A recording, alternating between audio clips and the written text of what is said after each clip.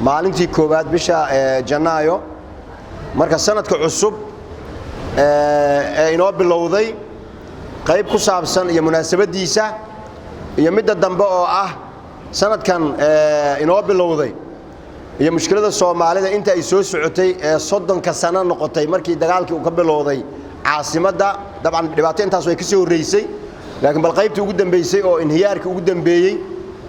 oo dhacay ayaa 30 sano laga joogaa marka mid hore waxaan kaga hadlaynay fahamka qaarkii oo toosin u baahan oo xisaabta sanadaha la xisaabsado waa wax Ilaahay ugu talagalay dadku inay noloshooda ku maareystaan ilaahina uu yiri waa aayad kamid aayadaha Ilaahay waxa jira marka laba sano oo laba magac kala wata oo midna la yiraahdo sanadka hijriga ah midna la yiraahdo sanadka miilaadiga ah halka markay joogto dadka qaar waxa laga yaabaa inay labada sano ee la kala xisaabsado inay u kala qaybiyaan sanad ay muslimiintu leeyihiin iyo sanad ay gaaladu leeyihiin oo marka qaar kood maqlaysa oo dhaay sanadka gaalada waxaan ka hadlaynay marka labada sano magaca ay wataan waxay salka ku hayaan midna waxa la yiraahdaa waa miilaadi midna waxa la waa hijri miilaadi maxaa la yiraahdaa hijri maxaa la yiraahdaa miilaadi markii la yiraahdo waa dhalasho markii la yiraahdo yaa dhashay oo laga xisaabinayaa waa dhalashadii nabi ciise hijrigana waxa laga xisaabinayaa hijradii nabigeena kaleey salaatu wassalaam marka labada magac markii la fiiriyo inaga hadaa muslimiin nahay magacan allanahay ma jiro nabi ciise dhalashadiisana inaga ayaa ka xigna dadka sheeganaya maanta oo iska dhigaya inay nabi ciise wadadiisii hayaan shaqana kuma la wadada nabi ciise maxay nabi ciise wuxuu la imaaday inuu rasuul ilaahay yahay inuu adoon ilaahay yahay inuu mucjizo ilaahay wax ku tusay dadka inuu yahay oo ilaahay uu yiri walinaj'alahu aayatan linnaas dadka ayaan cibro uga dhigaynaa bimaana dadka markuu ilaahay abuuray markii hore dhooba ayaa laga abuuray nabi aadam aabana male hooyana male dadku waxay markii dambe la qabsadeen nabi aadam markii dhooba laga abuuray oo qof caadi ah uu noqday oo xaaskiisii loo abuuray umuna xawaa oo la isu guuriyay taranku halkaas ayuu bin aadamka ka bilowday aabi iyo hooyo ayay dadku ka iimaanayeen dadku waxay la qabsadeen marka arinta noocaas ah hadiiba ilmo la dhalaayo waa in loo helo aabi iyo hooyo laakiin qudrada ilaahay wixii aad taqaaneen waxaan ahayn ayay idin tusaysaa bal ogaada ayaa leeyahay oo ah hadaad ogeydeen aabi iyo hooyo kaliya ayaa wax ka imaadaan waxa la idin tusayaa aabala'aan in wax la abuuri karo markaas nabi ciise ilaahay uu abuuray saasa ilaahay wuxuu nabi ciise markuu ka hadlayay inna mathala ciisa 'inda allahi ka mathali aadama khalaqahu min turabin thumma qala lahu kun fayakun hab abuuritaanka waxay isu ogyihiin nabi aadam oo nabi aadam arraa laga abuuray kun fayakun saasu ku ahaaday nabi ciisana hooyadii oo maryam bint imraan ah caloosheeda ayaa lagu abuuray waxaana loogu abuuray sidii kalimadii kun ahayd nabi aadam dhoobada kun loo yiri ayaa nabi ciisana hooyadii calooshiis galitaanka uu galaayo kun ayaa loo yiri saasu ku waa kalimatuhu alqaaha ila maryam qisadii marka quraanku ka sheekeeyay wadkur fil kitaabi maryama ya waxa looga sheekeeyay si faahfaahsan taariikh uu dhashay wixii dadkiisu ay yiraahdeen asoo yar inuu hadlay inuusan ilaahay ahayn inuusan wiil ilaahay ahayn inta markii laga sheekeeyay waxa dalika ciisa ibn maryama qawl al haqq alladhi fihi yamtarun nabi ciisa wakaase warkii xaqaha ayuu ku hadlay oo ah inni abdullahi aatani alkitaba waj'alani nabiyyan waj'alani mubarakan marka taas waxaan muujinaynaa yaani miilaadigu inuu san ahayn sanad gaala ay gaar u leeyihiin oo inaga xigaan ma aha waa sanad miilaadiga nabi ciisana inaga ayaa mudan oo ka xigna waxayna miilaadiga hijriga kala duwan yihiin hijrigana waxa la xisaabiyaa dayaxa ama bisha ayaa la xisaabiyaa midkan kalena waxa la xisaabiyaa maalinta wada waxaan leeyahay midalan maanta bishu waa 1 bari bishu waa 2 bishu waa 3 soddon maalmood ama 28 maalmood ama 31 maalmood oo sidaas loo tiriyay ayuu sanadkan ku socdaa marka maalinta iyo isbedelka habeenka iyo maalintana gaala male ilaahay baa isku bedela yuqallibu Allahu al-layla wan-nahar huwa alladhi ja'ala ash-shamsa diya'an wal-qamara nuran wa qaddarahu manazila li ta'lamu 'adada as-sinina wal-hisab ما خلق الله ذلك إلا بالحق يفصل الآيات لقوم يعلمون مركا وآية من آيات الله وجعلنا الليل والنهار آيتين فمحونا آية الليل وجعلنا آية النهار مبصرة لتبتغوا فضلا من ربكم ولتعلموا عدد السنين والحساب وأن حريص الله ومن رحمته جعل لكم الليل والنهار لتسكنوا فيه ولتبتغوا من فضله مركا مناسبة أهانا نبي عيسى دلشديس هذا يسالك كو هيسو oo miilaadisa loogu bixiyay wax dhib ay nagu hayso ma jirto inaga mixiyaan hijrigu waa saas oo kale nabiga sallallahu alayhi wasallam ayaa hijrooday waa laba nabi la nufarriqu bayna ahad min rusuli taas intaasaan uga baxaynaa mid kale waxaan soo qaadanay 30 sano ummadda Soomaaliyeed dhibaato inay saa ugu jirto oo istiqraar iyo deganaansho iyo dawladnimo iyo ummadnimo ay is hortaagnaato waa wax aqligu u diidaayo qofka hadduu xanaaqo fursad yar waa la siin karaa haddaad isku dhacdaan adiga qof walaalka oo muslim ah xanaaqu wuu jiraa laakiin xanaaq la inaad ku taagnaatid oodan ka soo noqonaynin taas lama ogolo waxaa la ogol yahay haddaad qof isku dhacdaan bin aadam waa la isku dhici karaa 3 maalmood inaad ku soo cadagoyso oo 3 maalmood hebel lama hadlaayay waan xanaaqsanahay dhahdaarib qolka intaad ku soo xirto haduu jidka kaaga soo bax jidka kale iska mar hadaartid la yahillu limuslimin an yahjura akhahu fawqa 3 yaltaqiyani fayaridu hadha ويعرض هذا وخيرهما الذي يبدأ بالسلام نبي حوري قف مسلمة قف كله ولالك أو مسلمة إنه كم مقنع 3 maalmood ka badan lama ogolo oo inta iska soo horbaxaan kana uu jeesado labada sidaas oo kale ay dhaxmartana waxa khayr badan midka salaanta bilaaba oo yiraahdo assalaamu alaykum waan ka khaldamay raali ahaw laakiin 3 maalmood la isku ogaaye maanta oo kale hadaan gadaal taariikhda u celino waxay ku aadan tahay maalinkii labaad ee dagaalka muqdisho uu ka qarxay waa maalinkiisii labaad dhalinyaro badan sheekay ku tahay sidii kitaabadan akhrisan jirnay oo taariikh markii laga sheekaynayo dagaalkii koowaad ee adduunka wuxuu dhacay 1914 wuxuu socday ilaa 18 kii kale wuxuu ahaa 39 ilaa 45 taariikh Soomaa taariikhdaas dad u joogay oo markuu dagaalku socday meesha la kala marayo iyo wax isdagaalahay way joogeen taariikheed buugaagay ku qoran tahay ilaahay hadda wuxuu nagu soo simay inaga wixii aanu joognay 30 sano inta ku taala 30 sano wax dhow ma ah dhalinyarada qaar 30 sano hadii looga sheekeeyay yiraahdo markay arintu bilaabanaysay buugaas ay akhrinayeen uga duwano laakiin waa dhex taagnayn 30 ka sano ani waxaan wadankan Soomaaliya 5 sano oo waxbarasho aan Suudaan ugu maqnaa ayaan ka maqnaa inta kale waan joogay xagga hal Suuriyadu xagga hal marmaro ayadu waxaan soo qaadanay marka dhahaysa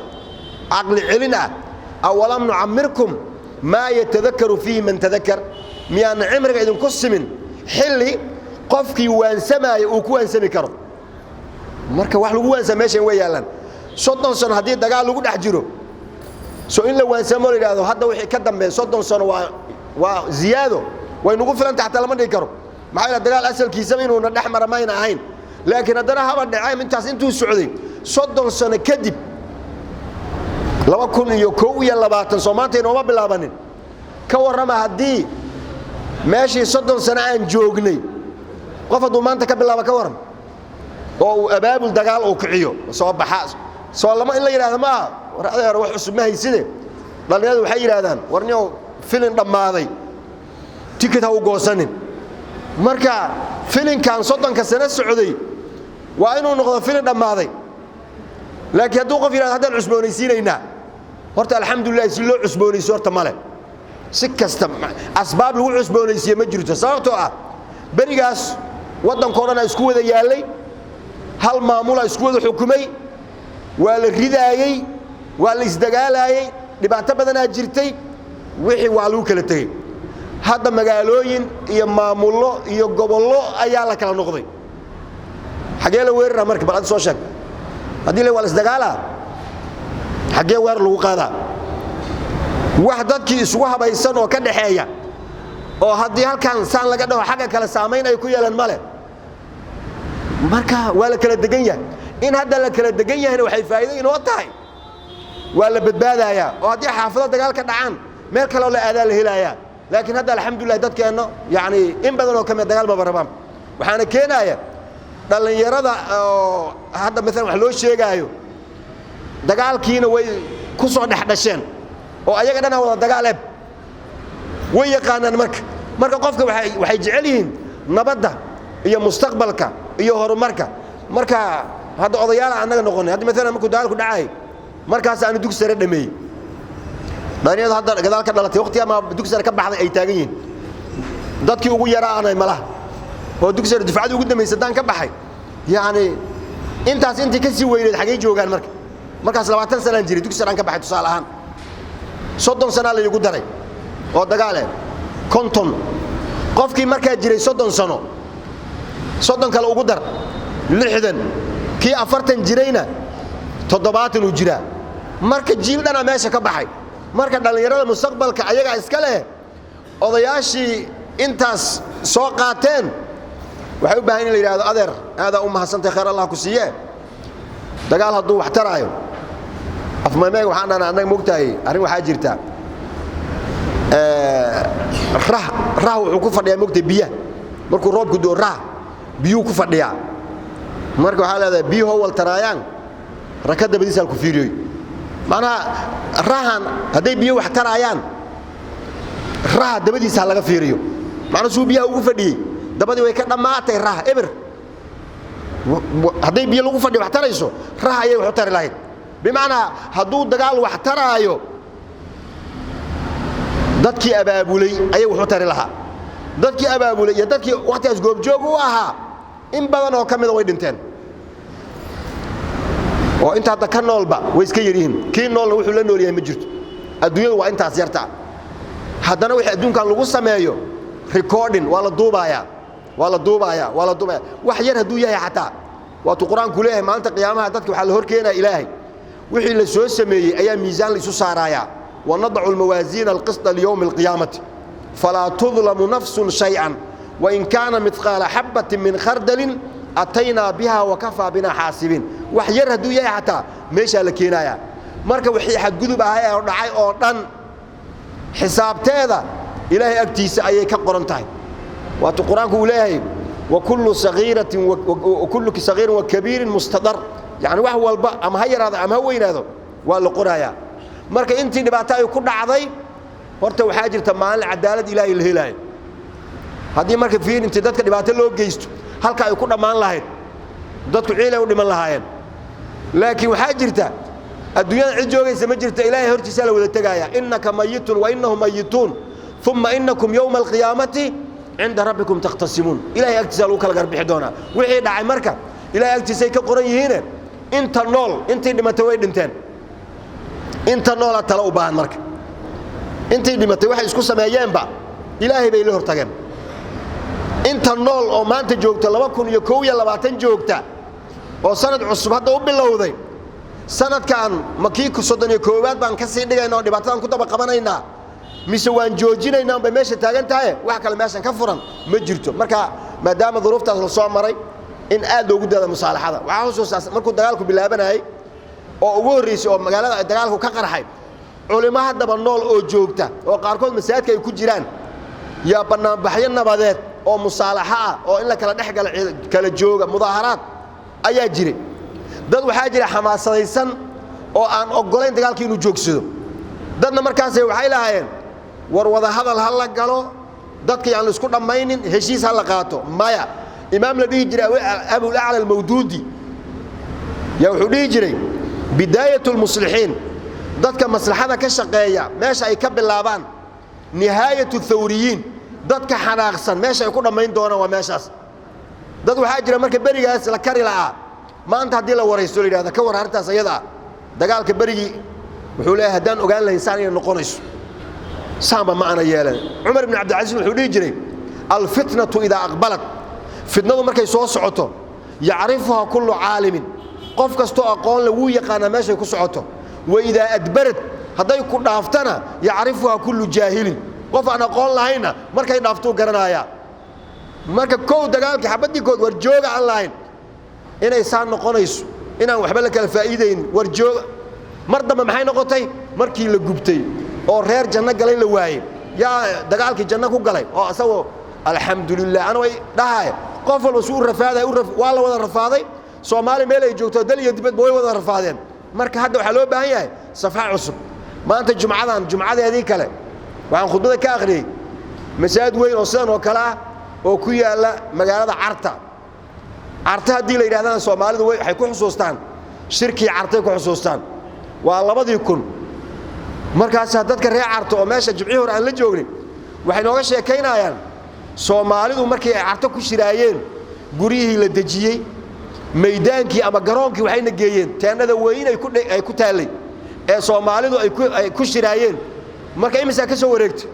20 sano ka soo wareegtay 20 sano inta may ku taalaa walina waaka waxay jecelyihiin marka ayagu war Soomaaliyay dantiina iyo masaxadiina jecelnahay hor u socdo oo inta idin dhiman idinkoo walaale ah fariimaas ay noo dhiibaan idinkoo walaale ah inta si dhamaystirataan waxaad noqotaan ummad xoog leh oo jirta maxay yeelay Soomaalida oo midalan caasimadda Muqdisho geeska Afrika waxay ugu fadhidaa Soomaalida af Soomaali ku hadasho dhan meesha ay fiirsanayso waa meeshan maxay meeshani waa meeshii ilbaxnimada markas islaami waxay ahaan jirtay hore hatta isticmaalka xilligiisi yani maraakista islaamiga ee diinta laga faafiyo magaalada Muqdisho meelaha ugu weyn ay ka mid ahayd haday hagaagto Soomaalida inta kale way hagaagaysaa haday jabsanaatana Soomaalida oo kale oo dhan ayaa fiirinayso Muqdisho maxaa laga soo sheegay ay taagan tahay marka inaan noqono ala qadri mas'uuliyya dad yani la sugaayo oo ummad Soomaaliyeed ramzi u ah oo inay hagaagtay jecelyihiin sida wadnaha hadii uu fiicnaado xubnaha intooda kale wada fiicnaanayaan ayay caasimadu u tahay saas daraadeed ummad walba meesha laga badbaadiyo waa caasimadda rususha Ilaahay uu soo dirana magaalooyinka laga soo dhaxdiraayo xilligaas la joogo caasimadda ay ahaan jirtay wama arsalna min qablika illa rijalan nuuhi ilayhim min ahli alqura waxa laga soo saari jiray min ahli alqura nabigeena ugu dambeeyay waxa laga soo saaray Makka litundira umma alqura wa man hawlaha marka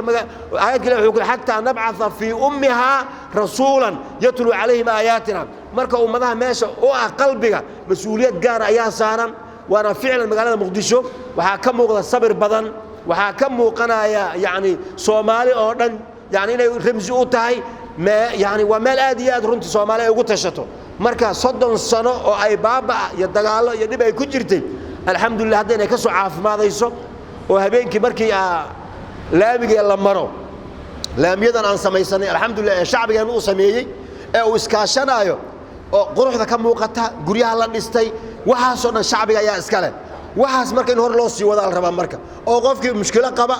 ama tirsanaya ama si wax u arkaya in loo naseexeeyo lala fariisto haddana way socotaayo Soomaalida barigoor hadii la isku duulduuli jiray hadda waxoodan wuxuu ku soo dhamaaday shirar waad u jeedin waxa ugu dambeeyay shirka Garowe intii isku dhaganayd ee isku kuleyn jirtay ee isku adkeyn jirtay Soomaali fadhiyaan taas nafteeda faa'iido waxay ku tahay natiijada iyo wixii ka soo bixi taas xagga iska dhig waxa faa'iido eeba dad dhufaysi isugu jiray dad aan muddo is arkin bal horta inay is arkaan hadii la is arko waxa la yiraahdaa dadku wada hadalku wuxuu ka bilowdaa in la isfiiriyo waxa la markii la isfiiriyo labada qof ee isku xanaaqsan hadii ay iska hor imaadaan oo miis ay isugu imaadaan oo isfiirin bas indhahooda waxa ka soo baxay mid kaleba shucaa iyo waxa ka soo baxaya dareenka uu dareensan yahay oo qofkan kale uu fiirinayo markuu arko oo kana warko in badan oo uqdadii ku jirtay xooga hoos u dhaclaana indhaha isqabtay